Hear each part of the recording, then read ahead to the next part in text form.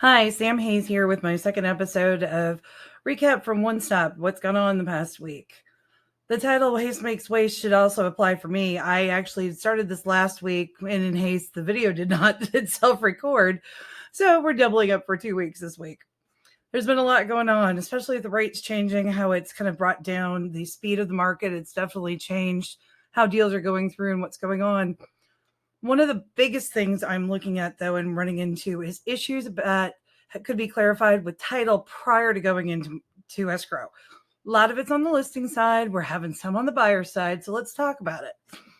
Really, really big thing. If you've got anybody who is going to sign an interspousal grant deed, either side of the transaction, let's get that done as soon as possible. Let everybody know. Let's get everybody signing. Let's get that grant deed in as quickly as we can. I actually lost a transaction because of the spouse would not release for the buyer to purchase property sold and separate. And there's just no way around it. There was nothing we could do. So if you know you're going to be having this situation, and unfortunately sometimes emotions do come into play, highly recommend let's get it sorted out and get that clarified and have steps in place and have it all organized before you go into escrow. Well, how do you do that? You have conversations with your clients ahead of time. Ask some of the difficult questions and uncomfortable questions to kind of make sure, see what's going on, feel out the situation. And if you get that, hey, I need more info, always asking it clarified.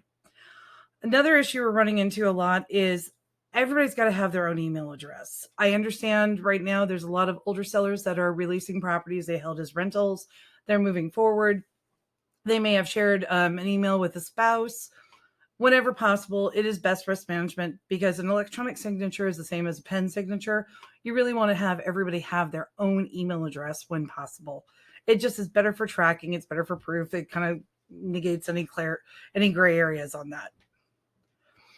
Now, the other thing that could be going on is managing your client's expectations. I've been able to be, and I will be on the phone as long as you're on the phone on a conference call with your clients. I can explain the technicalities. I can show where things are in the contract to answer questions. I do send out with all my listing packets the RPA booklet kind of explaining the different steps of the RPA itself in the different parts of the contract. But one of the things we really need to do is let your clients know this is where this information is. Do they have questions? It may take some time. There may be a delay in response.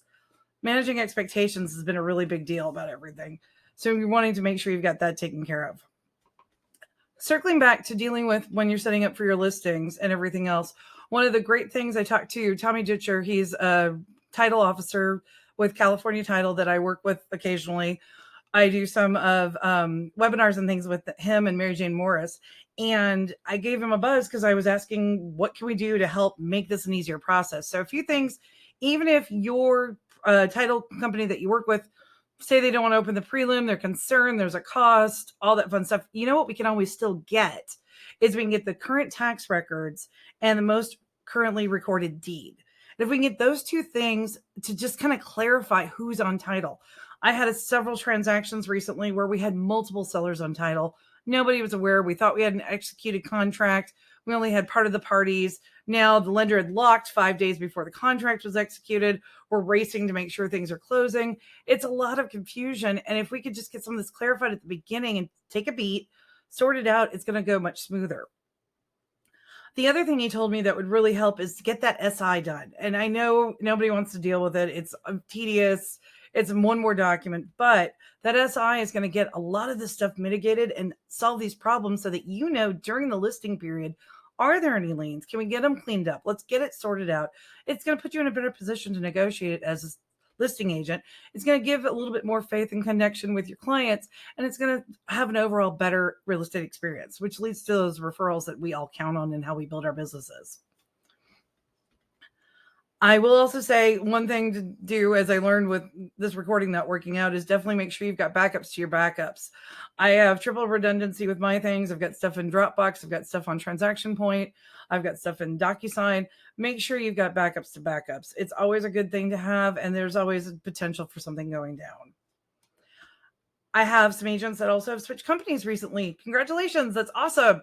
With that, please make sure I'm connected as quickly as possible with the file checker in the file checker in the brokerage. We also want to talk to the commission who signs your commissions. I want to make sure you get your money on time, get me into any systems that you're part of.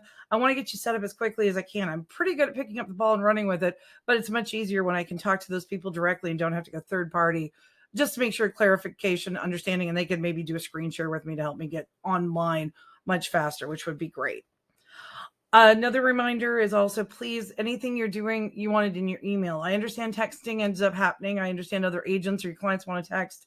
That's fine. If you can screenshot those texts, wrap them up in an email and CC everybody and just say, hey, recapping our conversation. I want to circle back. Here's what we discussed. Those type of things, that's going to protect you. Right now, texting is kind of a gray area if anything goes to court. So if we can recap and address that and get that in your comm log, it's just going to be a belt and suspenders of protection, which is really important. I have to be honest, I had a couple of conversations the past few weeks where I was going to have to call brokers. And I do that because my license is important to me, but also your license is important to me. If you're not working, I'm not working. And sometimes I know this is a crazy making market, but if the broker needs to know, the broker needs to know. And that's part of my job. Is not that I don't trust agents, not that I don't believe you, but at some point we need to get the person who's ultimately responsible, that would be the broker, and have them make the hard calls. You're amazing agents, and I'm so grateful to work with all of you, but there's a reason you have your license under a brokerage and under a broker. And that individual is ultimately responsible and needs to know what's going on in the files because they have experience and education and may have contacts that can help mitigate problems before we close escrow where things can be irreversible. I ask a lot of questions. I know I'm a pain. I ask all these questions, all these things that people don't want to know because I'm trying to see where the holes are. My goal is to get ahead of it so we know where the holes are before you even talk to the other side. I want to make sure that we've thought of every option, that we've got all the little bits and pieces. It also helps mitigate some of these things that take longer. Having extra sellers, having to do a quick claim, not knowing if there's any liens on file. I ask a lot of questions because I'm trying to make sure that I'd rather you were perturbed with me for 30 seconds, 30 minutes, 3 days than having to deal with the file that closed for the next 3 to 4 months and lose that whole commission you just worked so hard on. We need to slow a roll a little bit and check all of our documents. I know time frames come up and it's like, well, the contingencies are due. Okay, that's great. But has all contractual actions taken place? Do we have the disclosures? Do we have the reports? Do we have everything on file? This is happening where it's very reactionary, where we need to stop, breathe, and be proactionary. Checking the file for that contingency removal is incredibly important. If you've made a time commitment with the other agent, well, we'll have it in an hour. Please call me and tell me that. Then I can drop everything and switch gears. But if you've made a commitment regarding my time and I'm not aware of it, I'm just going to have you in the queue of my business and not know that this is something that was agreed upon. So the sooner I can find out about that, the sooner I can help you keep looking like the rock star you are and keep supporting you. Definitely, as you know, that same thing. That's exactly why sometimes my clients are going to need more focus than other clients. And sometimes your file is going to be the one that was on fire. Friday, I'll be honest, I don't think I've had that big of a fire drill in quite a while. Especially before a holiday weekend, it definitely was a little intense. The more I know, and every one of them had to go in the order of who was recording first is always going to be my biggest priority, is which one's going to be recording first. That's where we start from, and then we go from there, and what's more time sensitive and making sure everybody's within the time frames to the best we can. Again, transactions and escrows tend to be living, breathing things, and sometimes there are shifts. And I appreciate getting to work with you and having that opportunity where you have that flexibility. I will also remind you, please double check your links. I know that's been an issue. I've had multiple broken links recently. I don't know if it's a Google thing or what's going on, but that's been an ongoing issue with a couple of brokerages. So we definitely want to double check and test your links before you send anything out, myself included. I know I've had a couple that have gone a little sideways on me recently. Another great reminder I got from one of my lender clients, Joseph Sullivan, was that make sure that you are double checking your pre-approval versus your pre-qual, especially right before removing contingencies and everything else. Right now, as we know, things are shifting very quickly. What people are able to qualify for are changing quickly. Make sure you double check all of that. And if you've had somebody out writing offers over and over again, get an updated pre-qual. Make sure it's way more recent than what you might be carrying. We used to do 30 days. I'd highly suggest if you get one that's within 7 to 14 days, that would be much better. Definitely be better for presentation with your offer. The home warranty. Reminder, the home warranty is now a credit. So it was supposed to be ordered by the buyer side moving forward, because the buyer then gets to select which company, they get to select the options. And if there's any overage, it's already written into the contract. The buyer will have that responsibility. So when you're looking to go, who is ordering? Wait, didn't you order? The home warranty is supposed to be ordered by the buyer side. That is how they rewrote the contract. That's the way it is moving forward. If we're on the buyer side, we should do it. If we're on the listing side and we know there's something urgent or there's something transferring, that's a different story. But it really is supposed to be a buyer side responsibility moving forward. Also, if you're making any changes to the listing agreement, that is the modification of terms. That document is specifically created to make any changes to the listing agreement because it only requires the signatures of the agent and the seller. An addendum is what you're supposed to use when you're doing in the transaction. That's when the buyer and seller are both affected by what's being changed. You make changes to the listing agreement, that doesn't affect the buyer because you're not typically in escrow yet. So remember, you're going to want a modification of terms when you're working with your listing agreements, which slides us right into the other thing that's been going on, the AEA, the addendum to, what is it? It's the additional information addendum. I'm not remembering the letters correctly. I apologize. And the ADM, which is the addendum. So an AEA is set up to be a time-sensitive response. It was actually created to be able to send to the lenders in response to the request for repairs if you were sending off a credit. But it has a time-sensitive response. I believe it's the same time frame as a counteroffer. So you have to respond with 3 days or it expires. And the ADM, the addendum, is for we're changing some sort of term that's a permanent thing. There's no negotiation. You've already agreed. You're including the washer and dryer now in the transaction. The pest report has been removed from the transaction. You're addending any of the disclosures. You were addending your agent's visual. That would be the addendum, the ADM. So if it's not time sensitive, if it's a fact, the address was wrong on all the contracts, you want the ADM.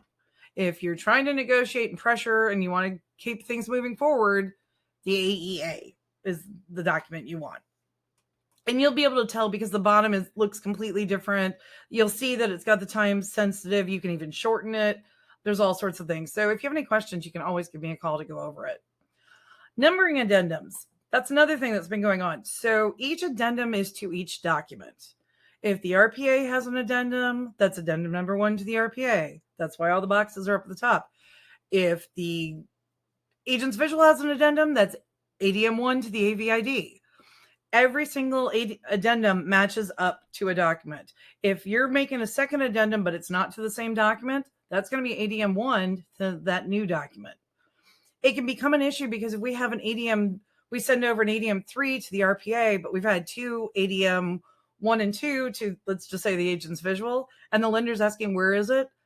That's a problem because then suddenly they want that agent's visual, which is not part of the things typically handed over. So these are the little things that can slow up and cause problems, and then people get lost, and we're wondering why there are delays with credits and all those fun stuff. Again, if you have any questions or we're in the middle of a transaction, please feel free to give me a call. We can always double check.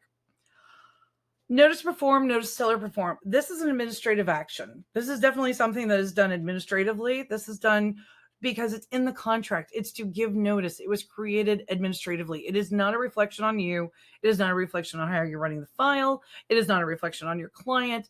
A notice to perform is just a contractual action that either the buyer or the seller can issue to the other party for not just contingencies. They also have contractual things, including my favorite, supporting documentation for the RCSD per RPA 28.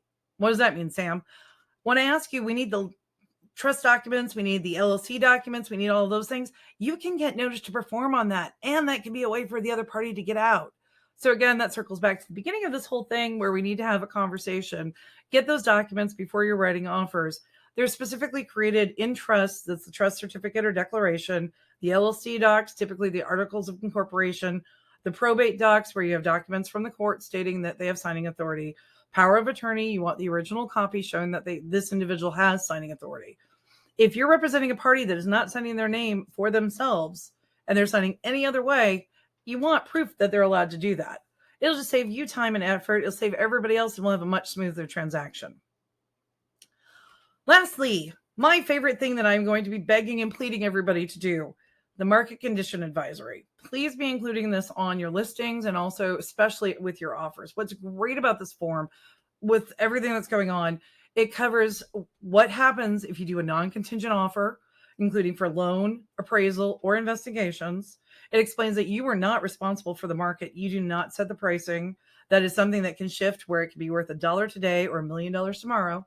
It also clarifies if you have a buyer who's getting really tired and asking you to write multiple offers, that they could be financially responsible for every single one of those offers if they get accepted at the same time.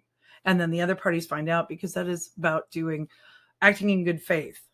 It's a big deal, and I'm seeing it happen more and more, and we've got to be careful because somebody could call a bluff and you could be stuck with your buyer having to buy 2 properties or giving up a deposit and getting out of one of them.